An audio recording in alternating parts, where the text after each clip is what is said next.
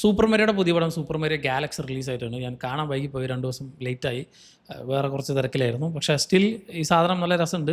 First പാർട്ടിന് അത്ര ഇല്ലെങ്കിലും കണ്ടിരിക്കാൻ നല്ല രസമുള്ള റൈറ്റാണ്. പ്രത്യേകിച്ച് ഒരു 3D എഫക്റ്റൊക്കെ അടിപൊളിയായിരുന്നു. അതിൻ്റെ അതിൻ്റെ ഒരു തേർഡ് ആക്ട് ഉണ്ട്, ഒരു മറ്റേ ക്ലൈമാക്സ്. അതാണ് സിനിമ സേവ് ചെയ്തിട്ടുള്ളതെന്ന് പറയും. കാരണം അതുവരെ ഇങ്ങനെ ഒരു കുഴപ്പമില്ലാതെ ഇങ്ങനെ പോകുമായിരുന്നു. വലിയൊരു ഇൻട്രസ്റ്റിംഗ് ഫാക്ടേഴ്സ് ഒന്നും ഇല്ലായിരുന്നു. പക്ഷേ ആ ഒരു ക്ലൈമാക്സിലേക്ക് പ്രത്യേകിച്ച് ആ ഒരു തേർഡ് ആക്ടിൽ ഇവർ നമ്മൾ നമ്മുടെ പഴയ സൂപ്പർ മാരിയോയുടെ ആ ഒരു ലാസ്റ്റ് ലെവലുണ്ടല്ലോ, നമ്മൾ ബോസറിനെ കൊന്നിട്ട് ആ ഒരു പ്രിൻസസിനെ രക്ഷിക്കണം, ആ ഒരു ലെവൽ അങ്ങനെ ഇവർ റീക്രിയേറ്റ് ചെയ്തിട്ടുണ്ട്.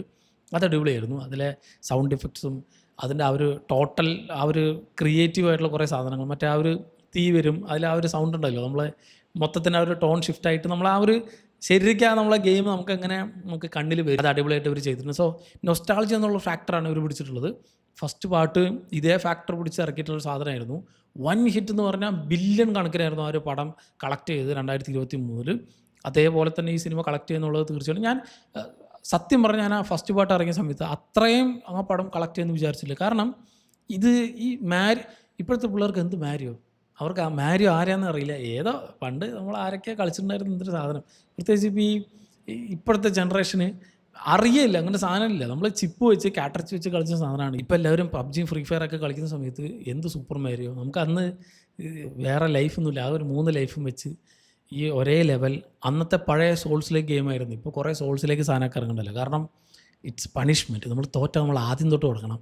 ഈ എത്ര ലെവൽ കടന്നു പോയിട്ട് നമ്മൾ തോറ്റ് കഴിഞ്ഞാൽ ഫസ്റ്റ് തൊട്ട് തുടങ്ങണം. ആ സെറ്റപ്പ് നമ്മളിങ്ങനെ പോയി നമുക്ക് കാണാപ്പാടാണ്. എവിടെ ചാടണം, എവിടെയാണ്, ഏത് പൈപ്പിൽ ഇറങ്ങണം, ഏത് പൈപ്പിൽ എവിടെ അടിച്ചാൽ, ഏത് ബ്രിക്കിലടിച്ചാൽ നമുക്ക് കോയിൻ കിട്ടും എന്നുള്ളത് നമ്മൾ കാണാപ്പാടാക്കി വെച്ചിട്ടുള്ള അമ്മാരൊരു ഗെയിമിൻ്റെ അഡാപ്റ്റേഷൻ ലൈവ് ആയിട്ട് വരുമ്പോൾ അതിൽ ഫസ്റ്റിൽ മിക്കതവർ കാണിച്ചു കഴിഞ്ഞു.